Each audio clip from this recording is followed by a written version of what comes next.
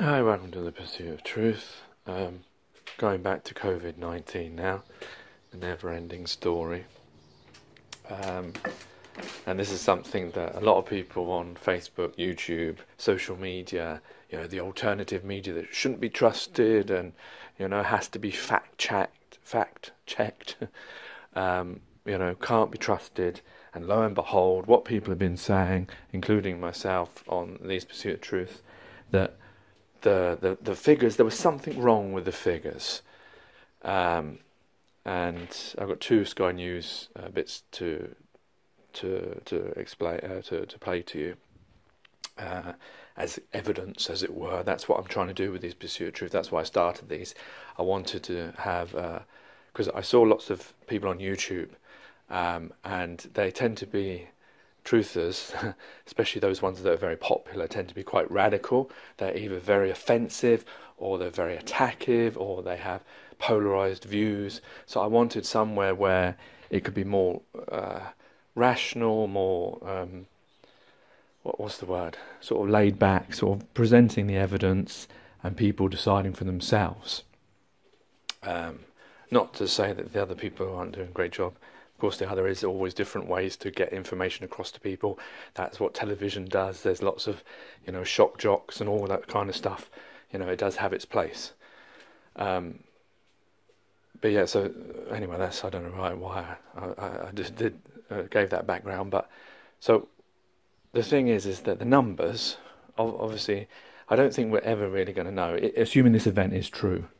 Because there are lots of people who think that maybe this isn't really taking place, or isn't to the scale it is, or like I've postulated before, that maybe it is the flu epidemic that normally spreads every year that no one talks about. The 10,000 people that die every single week during flu, there's a lot more, and whether this was a mask for that or not, who knows. But, whatever the story is, the fact, this is the important part. It doesn't matter whether you believe in conspiracy theories or not.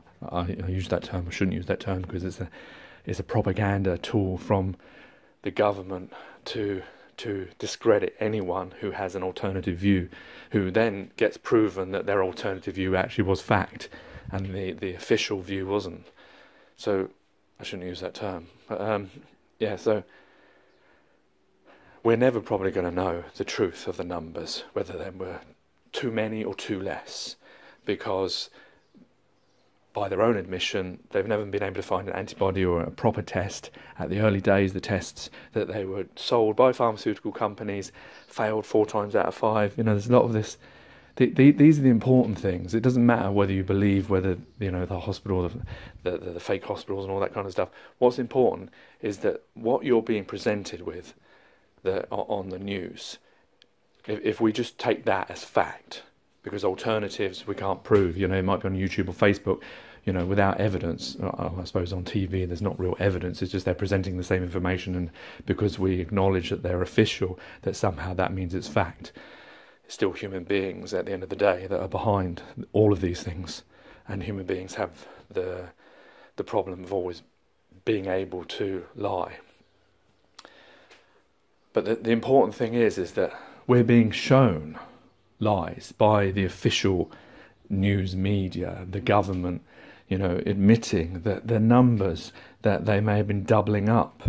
I mean, these are national scandals, and people are still sitting down and they're still going to vote for the same people, the same 2 old people and the same 2 parties, doing the same things all over and over again. Pretend fighting in the House of Commons, all that rubbish kind of stuff. The system that we live within, we're being shown that the lies, that they were doubling up numbers. And imagine that when they were counting down, they were writing out on pieces of paper, and and now we find that in the UK, and I think it's in Spain as well, no one ever recovers from Covid-19. And I checked this. I went onto the WHO website where it links all the people, and it does show for the United Kingdom and Spain that they don't have any figures, it says non-applicable, for people who have recovered. So what's been going on is that the 16 people, that in this case it mentions I think 16 people that died in hospital that day, that they have the facts for, that they've been told died of COVID-19, assume that's accurate, which there's a big question mark over that, but let's say it is, and then the media gets told that there's 100 people who died. And those are because, lo and behold, for months and months and months, they've been doing this, but it didn't tell us, that includes people who've recovered that may later go on to die. So if you ever had COVID-19, no matter when you die or what of that you die of, you will still be classed as someone who died of COVID-19. So what would be the possible purpose for wanting to inflate numbers? Why would you want to inflate numbers? You see, we attack China and Russia and people like that when they say that they're not putting out the true figures and they're putting low figures out, and we say how they can't be trusted. And here's the United Kingdom, the bastion of the white hat, of the truthful, of democracy, even though democracy is a Greek thing. I believe it's a Greek thing, isn't it? Or is it Roman? And there you see that they're lying, but no media will be giving them the same kind of evil Russia, evil China kind of card that's given to them.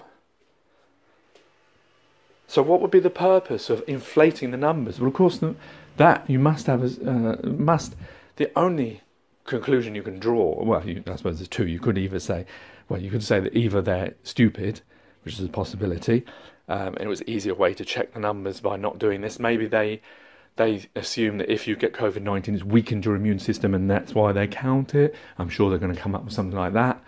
Or the third reason is they want fear. And we all know how important fear is. If you turned off your television and you didn't know what was going on, you wouldn't be afraid of anything. You'd go out of your house, you'd go normal. It's like when I go shopping now, I do have that fear because of what I've seen on television, even though I don't know anyone who has contracted COVID-19. I used to go back and forward on the busy train that included a stop at Gatwick Airport during January, February, March. And I didn't catch anything. No, maybe I did, and I was asymptomatic. Who knows? But the thing is, the fear is so important. It's like when I used to be fearful of flying on a plane. Now I can fly on a plane. It was irrational fear, but it controlled me. It stopped me from doing things. So fear is so important, especially in a world where the system is starting to crack, and people like me and lots of others are talking about it on YouTube, and things are changing. Protests are changing. People are taking to the streets more than they've ever done. People are accepting alternative views. People are less on vaccines nowadays because they're worried about MMR. They're worried about the things that they put inside of them. They're worried about the truth that they're being told, because pharmaceutical company, time and time again, Primados, vaginal mesh, all these different things that are coming out, that POA, all that kind of stuff that's coming out. Who do we know who to trust?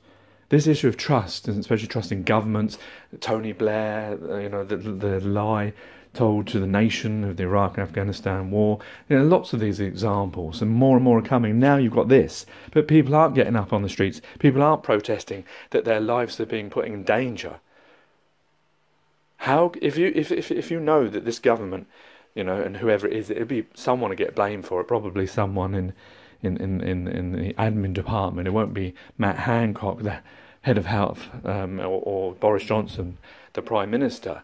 Even though they should know all these things, they should be checking all these things. They should take the buck for these kinds of lies. But it just goes on, and as long as the media don't talk about it too much and galvanise people to, because they just tell people, "Oh, go and vote." You go and vote for the other side. But the other side is the same. The other side, even though it may talk about, I'm talking about Labour, talk about, it's important to get people houses, this, that and the other. We had Labour governments, nothing changed. Tony Blair put up the fees in the schools, which he said they would never do. They all have these manifestos that all seem good, and they never follow them, and no one ever fact checks them or keeps, to make sure, did they do this one, did they do that one? Only the occasional. It's only the media who ever does it. So if the media doesn't do it, we won't ever go through these things and say, well, wait a minute, they lied to us time and time and time and time and time again. And yet we still vote for the same thing. We vote for the same system. But of course, if you don't vote, then you say that you don't have a voice in change. The problem is they're giving you this false dichotomy of democracy. Well, it's not. It's two possible avenues that you have, and they're exactly the same. They both want the same system, the same kind of poverty. You know, they won't say that, but the fact is, the way the system is, the way that we run our world, by having all this division, by categorizing us in different things, by not helping out each other, even though the only truth about any of us is our humanity. But we won't ever do that. We'll always keep in our countries, our cultures, our, you know, whatever different box that has been made up thousands of years ago that we're still adhering to, because that's the way that we live our lives. And whoever you vote, they're all going to want to keep that in. And anyone who doesn't is called a radical. And no one will be brave enough to put their X behind them, or not enough people. It's strange, really, because if people actually really looked at the way that everyone, well, the thing is, people don't care. People only care about themselves because that's the way we've been brought up. We've been given a surname. We've been given a family. You look after your family, that's it. And everyone else is meant to look after themselves, or the government is meant to. But imagine your life if it is of poverty, of dying young, of dying of something that there's already a cure of. Because, you know, it's like this recent thing where they're blaming Russia for hacking into to get information about the vaccines. I thought, well, that was what the media led us to believe, that they were all sharing this information this time, that they weren't talking about trying to score points over one another, out of trying to be the first one to find the cure, out of trying to make money out of people's deaths. I thought all these pharmaceutical companies were just sharing this information.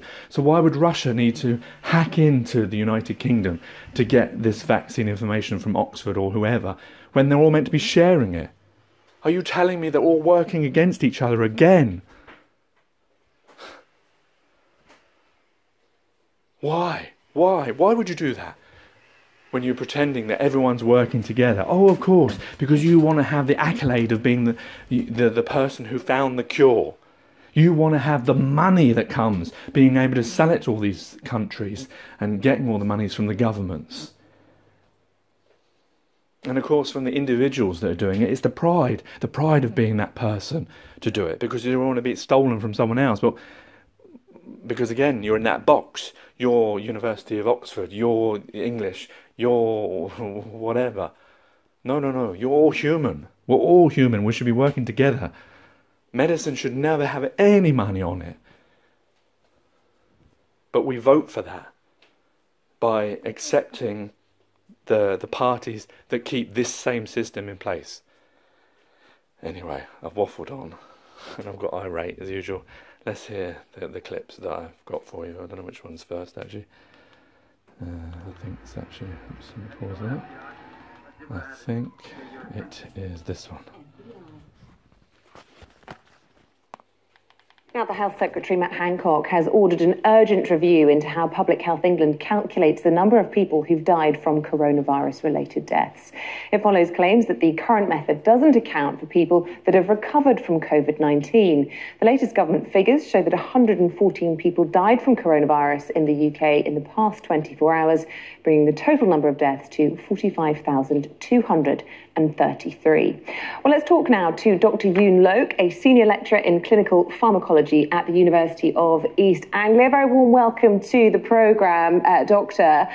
Listen, you had an article published on this for the Centre for Evidence-Based Medicine at Oxford University, and in it you spotted this significant anomaly. What did you find? Well, everybody in England is worried when they see more than 100 deaths taking place several times a week, and yet only 16 of the deaths are in hospital today. So who are the people who are dying in the community out of the hospital? And I looked into the Public Health England data, and I found that people who have recovered or been discharged from hospital, they survived COVID, and yet Public Health England continue to monitor them and to measure them if they happen to die in the next month or two, and they would still be counted as having died with COVID. It's a completely inaccurate way of measuring COVID-related deaths. Yeah, I mean, so surprising as well. It's taken us so long to spot it because, of course, it's done differently, isn't it, in Scotland and Wales and in Northern Ireland, which sort of drew our attention to these anomalies. Yes, absolutely. So people in England are really worried at this moment because they're seeing hundreds of deaths, yet their neighbours in Scotland and Wales are seeing 0 deaths on certain days of the week. So people in England are very concerned that something has gone wrong and that we're not getting the coronavirus under control, when actually the problem stems from the statistical flaw that Public Health England have used in measuring the deaths that occur outside hospital.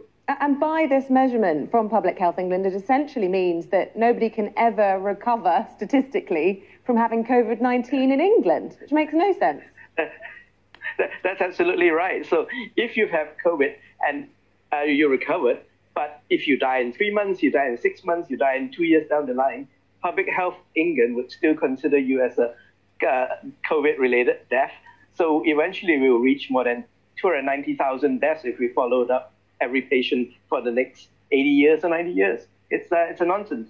So the Health Secretary has called for an urgent review into the way that these numbers are counted, presumably wanting them to fall into line with the rest of the UK's nations and regions. Yeah, I think that's a very sensible thing to do because I would say the Scottish and Welsh regional team are saying that they're doing a much better job than England, when actually England's probably not doing that badly, but the method of measurement has been completely flawed. So the government's own figures show there have been 45,119 COVID-related deaths across the UK. That figure is feared to be inaccurate then. So do you think we could see that figure revised down, and in some ways actually it will be good news in terms of our corona deaths? I suspect that if the government use the same criteria as the Scottish and the Welsh team, then that number should be substantially lower than what it currently is. But just explain to us how it won't actually affect the ONS's figures on the number of excess deaths, which on the 3rd of July stood at 54,000. That will still remain at that figure. Yes, the ONS data is based on death certificates that's written by doctors in the community. The problem with the ONS data is that, like much of England, there wasn't much testing available in March or April. So I don't think the ONS data can change because we're not going to be able to go back and test all the people who unfortunately died and to determine whether they actually had COVID or not. Well, listen, well done for spotting this anomaly and bringing it to all of our attention. Thanks very much for explaining it all. Dr. Yoon Loki from the University of East Anglia, thanks very much indeed. Thank you. Shocking. And the next one, what was that about? I think it was about... Meanwhile, the Health Secretary, Matt Hancock, has ordered an urgent review into how Public Health England calculates the daily death figures from coronavirus after it was claimed the current method did not account for people who had recovered from COVID-19. A senior PHE director supported the review, but he says there has been no World Health Organization agreed method of counting deaths from coronavirus. Sky correspondent Roland Manthorpe joins us now. It all does seem to be a bit of a counting muddle, Roland, but of course it's not going to bring anyone back from the dead. No, and that is the crucial issue here. I mean, there are lots of ways of measuring deaths, and however you look at it, there have been a lot of deaths. But nevertheless, I think this is still important. And the issue is this strange statistical anomaly, which means that if you test positive for COVID in England, then that will be listed as your cause of death under these Public Health England statistics. So what that means is that if you recover, well, essentially, there is no way to recover statistically.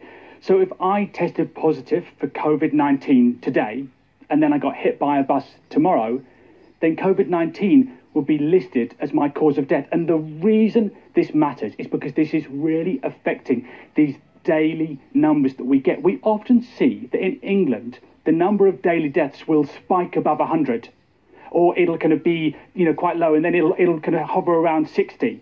And this is, as the statisticians say, heavily influenced by this strange anomaly that you can't recover. And obviously this really feeds into the political debate, because this explains one reason why deaths in England look so much higher than deaths in Scotland.